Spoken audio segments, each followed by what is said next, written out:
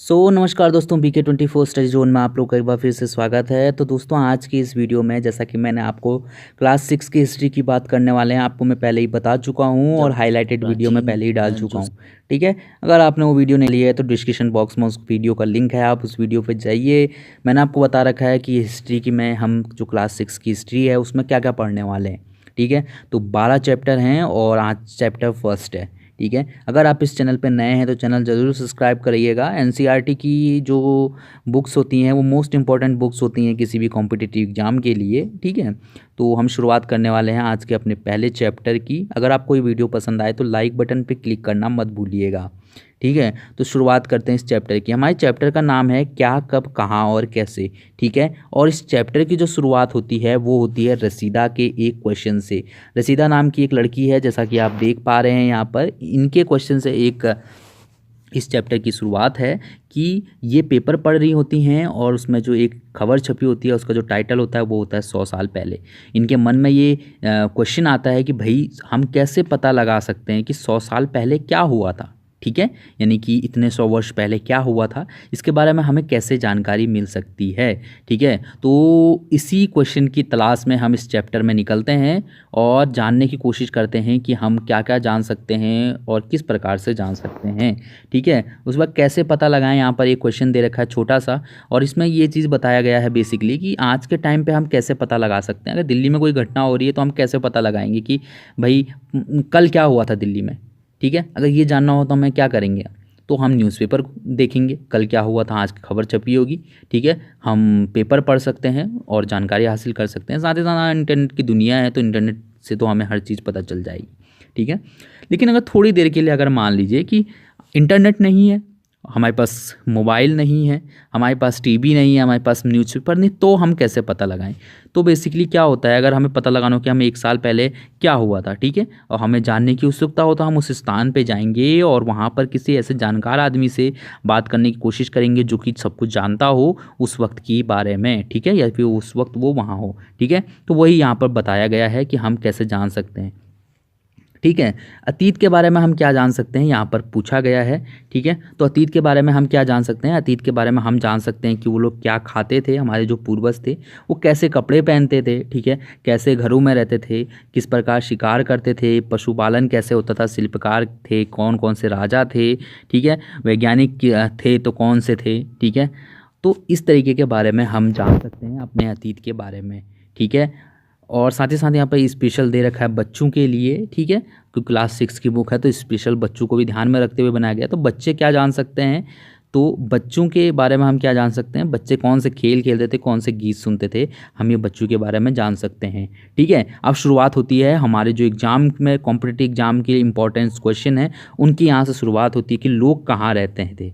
ठीक है, तो यहाँ पर क्या है, नर्मदा नदी का पता लगाने के लिए कहा गया, हमसे एक मैप दिया है नीचे, अभी मैं आपको दिखाता हूँ। ठीक है, उसके बारे में हमसे कहा गया है कि कई लाख वर्ष पहले लोग इस नदी के तट पे रहते थे और यहाँ रहने वाले आरंभिक लोगों में से कुछ कुशल संग्राहक थे जो आसपास के जंगलों की विशाल संपदा से परिचित थे और अपने भोजन के लिए जड़ों, फलों तथा जंगल के अन्य उत्पादों का संग्रह करते थे और वे जानवरों का शिकार भी करते थे। ठीक है, तो मैं आपको दिखाता हूँ नर्मदा नदी, ये है वो मानचित्र जिसके बारे में कह रहे हैं। ठीक है, ये नर्मदा नदी है और कह रहे हैं कि इसी के नर्मदा नदी के किनारे ही लोग कुशल शिकारी रहते थे और कुछ कुशल संग्राहक रहते थे जो कि सब कुछ जानते थे जंगल की विशाल संपदा के बारे में।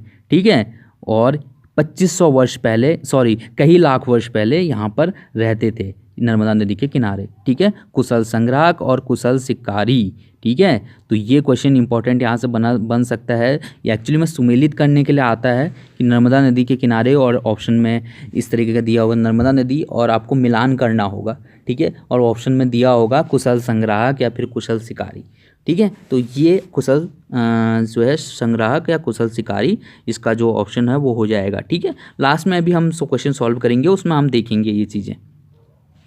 आगे यहाँ पर है एक चीज़, उत्तर पश्चिम के सुलेमान और किरथर पहाड़ियों का पता लगाने के लिए कहा गया है। सुलेमान और किरथर पहाड़ियाँ, तो सुलेमान और किरथर की पहाड़ियाँ यहाँ पर है और हमसे बोला गया है कि 8000 वर्ष पूर्व जो है स्त्री और पुरुषों ने यहाँ पर गेहूँ और जौ की जौ जैसी फसलों को उपजाना शुरू किया। कहाँ पर? सुलेमान और किरथर की पहाड़ियों के घाटियों पर। ठीक है, तो ये चीज़ यहाँ पर से इम्पोर्टेंट है। सबसे पहले गेहूँ और जौ कहाँ उगाई गई? तो सुलेमान और किरथर की पहाड़ियों वाले स्थानों पर। ठीक है, और साथ ही साथ यहाँ पर इन लोगों ने क्या किया था? भेड़, बकरी और गाय जैसे पशुओं का पालन भी शुरू किया था। ठीक है, उत्तर पूर्व में कह रहा है कि उत्तर पूर्व में गारो तथा मध्य भारत में विंध्याचल पहाड़ियों का हमें पता लगाने के लिए कह रहा है, और कह रहा है कि यहाँ पर भी कुछ ऐसे क्षेत्रों का विकास हुआ। ठीक है, जहाँ पर कि सबसे पहले चावल उगाए गए। ठीक है, वे स्थान विंध्याचल के उत्तर में स्थित थे। ठीक है, तो यहाँ पर विंध्याचल की बात कर रखी है और गारो पहाड़ियों की बात कर रखी है, विंध्याचल पहाड़ियों की बात कर रखी है। ठीक है, तो विंध्याचल के उत्तर में कह रहे हैं सबसे पहले चावल की खेती होना शुरू हुई, और विंध्याचल और गारो पहाड़ियों में भी कृषि का विकास आरंभ हुआ। ठीक है, उसके बाद अगर हम बात करें मानचित्र में, हमें बताना है सिंधु और उसकी सहायक नदियों का हमें पता लगाने के लिए कह रहे हैं। ठीक है, और हमें बता रहे हैं कि इन्हीं नदियों के किनारे 4700 वर्ष पूर्व इन्हीं नदियों के किनारे जो है आरंभिक नगर फले फूले। ठीक है, सिंधु और इसकी सहायक नदियाँ। ठीक है, तो मैं आपको दिखाता हूँ सिंधु और उसकी सहायक नदियाँ। ठीक है, तो यहाँ पर हम देख रहे हैं इस मानचित्र में जैसा कि, ठीक है, सिंधु नदी और इसकी सहायक नदियाँ ये दिख रही हैं। ठीक है, तो कह रहे हैं यहीं पर जो है प्रारंभिक नगर, सिंधु घाटी सभ्यता के बारे में बेसिकली आपने सुना होगा। ठीक है, तो वो सिंधु नदी के तट पे स्थित था। ठीक है, तो वही कह रहा है कि 4700 वर्ष पूर्व जो है इन्हीं इलाकों में जो है नदियों के किनारे कुछ आरंभिक नगर आरंभ हुए। ठीक है, फले फूले। ठीक है, गंगा और इसकी सहायक नदियों के किनारे भी समुद्र तटीय इलाकों में 2500 वर्ष पूर्व जो है नगरों का विकास हुआ। ठीक है, गंगा और इसकी सहायक नदी। ठीक है, तो गंगा और इसकी सहायक नदी जो है सोन नदी, यहाँ पर बात कर रहे हैं हम। ठीक है, गंगा और इसकी सहायक नदी सोन नदी, तो यहाँ पर भी कह रहा है कि 2500 वर्ष पूर्व जो है नगरों का विकास हुआ। मगध की बात करें तो मगध इसके दक्षिण में स्थित था। ठीक है, गंगा और सोन के दक्षिण में, तो यहाँ पर भी जो है मगध नाम के साम्राज्य की स्थापना हुई, या फिर कह सकते हैं आप कि यहाँ पर जो है इसका जो साम्राज्य था, कनिष्क का नाम आपने सुना होगा मगध का, तो वो मगध साम्राज्य का शासक था। ठीक है, तो ये कनिष्क के शासनकाल में जैसा कि सोने के सिक्के बहुत प्रचलित थे, तो कह सकते हैं आपके मगध जो था वो एक समृद्ध जो साम्राज्य था। ठीक है, और यहीं पर जो है गंगा के दक्षिण छोर में इस प्राचीन काल में इस मगध साम्राज्य का विकास हुआ। ठीक है, 2500 वर्ष पूर्व। ठीक है, उसके बाद यहाँ पर पूछा गया कि आज लोग यात्राएं क्यों करते, तो आज लोग यात्राएं बेसिकली जैसे पहले करते थे वैसे ही आज भी करते हैं, व्यापार के लिए, रोजगार के लिए। ठीक है, और कुछ लोग एडवेंचर के लिए करते हैं, कुछ लोगों को पसंद होता है घूमना फिरना, तो वो लोग भी यात्राएं करते हैं।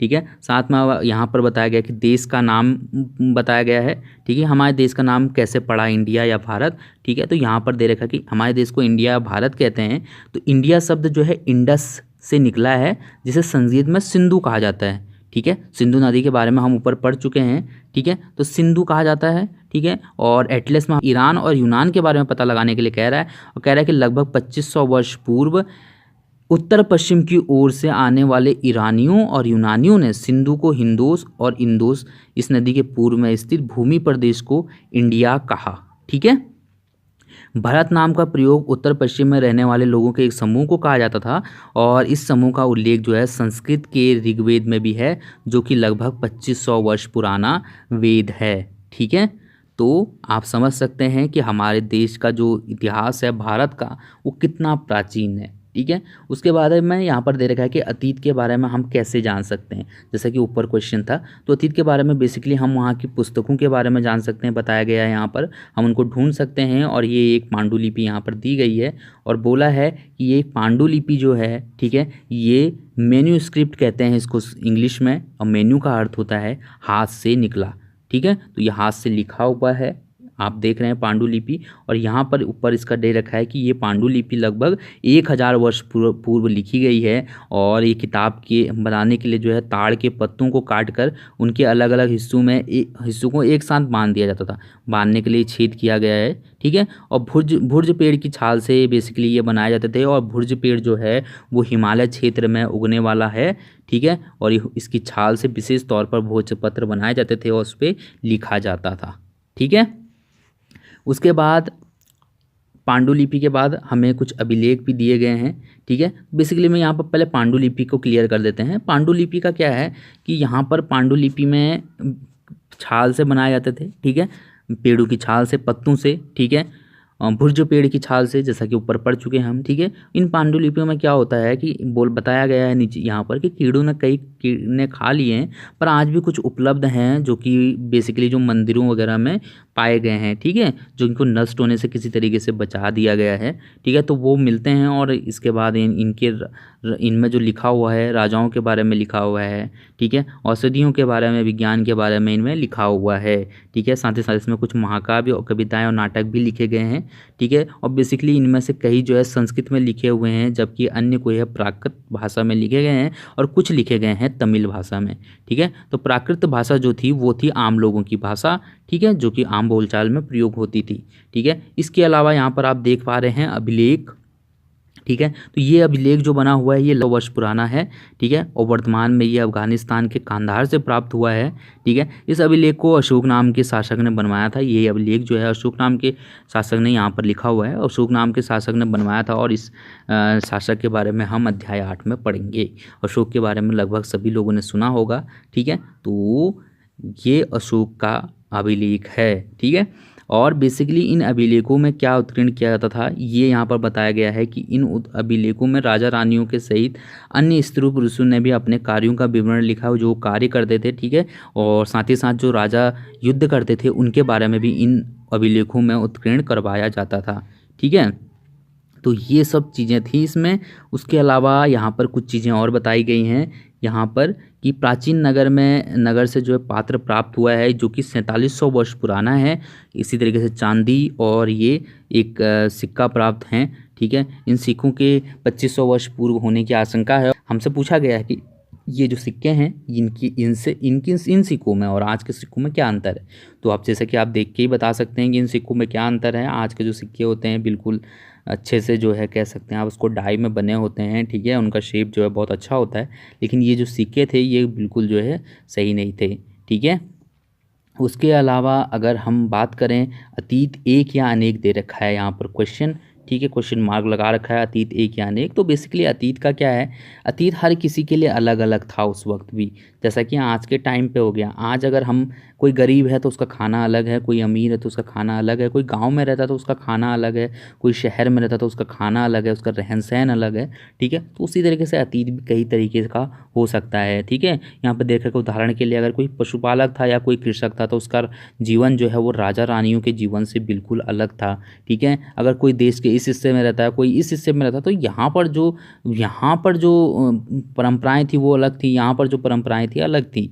ठीक है, तो यानी कि अतीत जो है कई प्रकार का हो गया। ठीक है, उसके बाद यहाँ पर एक उदाहरण दिया गया कि अंडमान द्वीप समूह के अधिकांश लोग अपना भोजन जो है मछलियाँ पकड़ के करते हैं, शिकार करके करते हैं और फल फूल संग्रह करके करते हैं। लेकिन अगर आज हम शहरों की बात करें, जो शहर में जो लोग रहते हैं तो वो दूसरे पे निर्भर हैं। ठीक है, उनका खान पान अलग है, वो शिकार नहीं करते हैं, वो मछली नहीं मारते हैं। ठीक है, तो यही सब चीज़ें हैं कि अतीत जो है कई टाइप का हो सकता है। ठीक है, उसके बाद जो है तिथियों का मतलब इसमें है। ठीक है, तो तिथियों का मतलब क्या है, ईसा पूर्व हमने सुना, ईसा पूर्व क्या होता है। ठीक है, और ईस्वी क्या होता है।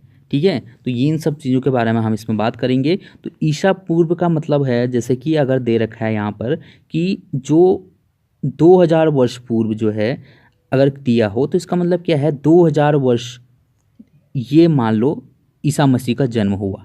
ठीक है, तो इससे पहले वाले टाइम को बोलेंगे ईसा पूर्व, और ये जो होगा वो ये हो जाएगा ईस्वी, यानी कि इस टाइम पे उनका जन्म हुआ था। ठीक है, तो यही चीज़ दे रखा है। बेसिकली जो समय चला है वो ईसा मसीह के टाइम से चला है और यही फेमस भी हो चुका है। ठीक है, तो जहाँ पर भी होगा ईसा पूर्व और ईस्वी यही चीज़ बोलते हैं। ठीक है, उसके बाद हम डिटेल में थोड़ा सा ईस्वी के बारे में जानने की कोशिश करते हैं। तो यहाँ पर देखिएगा अंग्रेजी में बीसी बोला जाता है, हिंदी में ईस्वी बोला जाता है। तो बीसी का मतलब होता है बिफोर क्राइस्ट, यानी कि ईसा पूर्व। ठीक है, और कभी कभी हम पढ़ते हैं एडी। ठीक है, हिंदी में लिखा होता है ईस्वी, तो इसका नाम है, इसका मतलब होता है एनो डोमिन। एनो डोमिन जो है दुल्हे शब्दों से बना है, जिसका तात्पर्य है ईसा मसीह के जन्म के वर्ष। ठीक है, तो बस इतनी सी बात है इसमें। और इस चैप्टर के लास्ट में थोड़ा सा अन्यत्र दिया गया है। ये जो सामने आप देख पा रहे होंगे, ये कुछ जो है पत्थर से बने हुए हैं, ठीक है। तो इन्हीं के बारे में यहाँ पर बताया गया है, ठीक है, कि क्या चीज़ है। तो ये चीज़ दे रखा है कि यहाँ पर मिस्र के उत्तरी भाग में रोसेट्टा नाम का कस्बा है और यहाँ से ये उत्कीर्ण पत्थर मिला है, ठीक है, जिस पर एक ही लेख में 3 भिन्न भिन्न भाषाओं की लिपियों का प्रयोग होकर इनको लिखा गया है, ठीक है। और यहाँ पर दिया गया कि कुछ विद्वान थे, यूनानी भाषा को पढ़ सकते थे जो, ठीक है, उन्होंने बताया कि यहाँ पर जो राजा और रानियों के नाम हैं वो एक छोटे से फ्रेम में लिखे हैं जिनको कहा गया कारतूस, ठीक है। और इसके बाद विद्वानों ने यूनानियों व मिश्रित संकेतों को अगल बगल रखते हुए मिश्रित अक्षरों को समानार्थक ध्वनियों की पहचान की, जैसा कि हम देख पा रहे हैं ऊपर, ठीक है। चिड़िया जो ए के लिए जो है अक्षर के लिए जो है चिड़िया बनाई गई है, ठीक है। इसी तरीके से एल के लिए शेर बनाया गया है, ए के लिए चिड़िया, एल के लिए शेर, ठीक है। तो इस तरीके से अगल बगल की ये यूनानी और मिस्र की जो भाषाएं हैं उनको रखा गया और इस तरीके से इसको रखा गया। तो ये मिस्र से मिला है, आप इसको देख सकते हैं, ठीक है। तो ये हर चैप्टर के लास्ट में अन्यत्र में दिया गया है, ठीक है। तो बेसिकली हमारी जो एग्ज़ाम की चीज़ें हैं वो हमने यहाँ पर डिस्कस कर ली हैं, मुझे लगता है, ठीक है। अब हम यहाँ पर इस चीज़ के बारे में बात करेंगे और ये सुमेलित है, इसको करेंगे, ठीक है। तो बेसिकली अगर हम यहाँ पर क्वेश्चन देखेंगे तो हमारा जो पहला क्वेश्चन है ये सुमेलित करने के लिए है या इनकी मिलान करने के लिए, ठीक है। और इसमें नर्मदा घाटी है। नर्मदा घाटी जो है पर हमने नर्मदा घाटी के बारे में पढ़ा। नर्मदा घाटी का जो है आखेट और संग्राहक है, ठीक है। आखेट और संग्राहक यानी कि यहाँ पर कुशल शिकारी और कुशल संग्राहक रहते थे, ठीक है। इसके बाद मगध राज्य के बारे में हम पढ़ेंगे। तो मगध राज्य जो है पहला बड़ा राज्य था, ठीक है। हमने पढ़ा कि मगध जो है सबसे बड़ा राज्य था 2500 वर्ष पूर्व, ठीक है। इसी तरीके से गारो पहाड़ियों के बारे में हमने पढ़ा। तो गारो पहाड़ियों में सबसे पहले कृषि हुई, ठीक है। उसके बाद सिंधु घाटी सभ्यता के बारे में पढ़ा हमने, सिंधु नदी के बारे में। तो यहाँ पर जो है प्रथम नगर बसा, ठीक है। और उसके बाद गंगा घाटी में भी 2500 वर्ष पूर्व नगर की स्थापना हुई, ठीक है। उसके बाद हमारे क्वेश्चन दे रखा है कि पांडुलिपि और अभिलेखों में एक अंतर बताना है, ठीक है। तो पांडुलिपि बेसिकली क्या होता है, पांडुलिपि जो है पत्तों में लिखे जाते थे, ठीक है।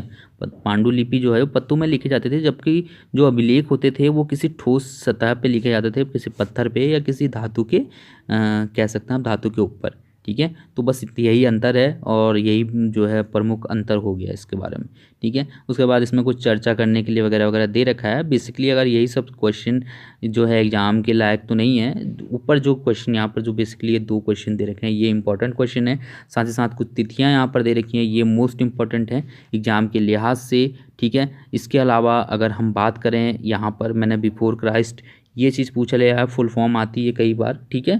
तो ये एग्ज़ाम के लिए भी काफ़ी महत्वपूर्ण है। और इसके अलावा मैंने इस चैप्टर में एक एक चीज़ आपको डिस्कस की है। उम्मीद करते हैं आपको ये चैप्टर समझ में आया होगा। जैसे जैसे हम आगे बढ़ेंगे हमारे पास मोस्ट इम्पॉर्टेंट क्वेश्चंस की डिटेल बढ़ती जाएगी, ठीक है।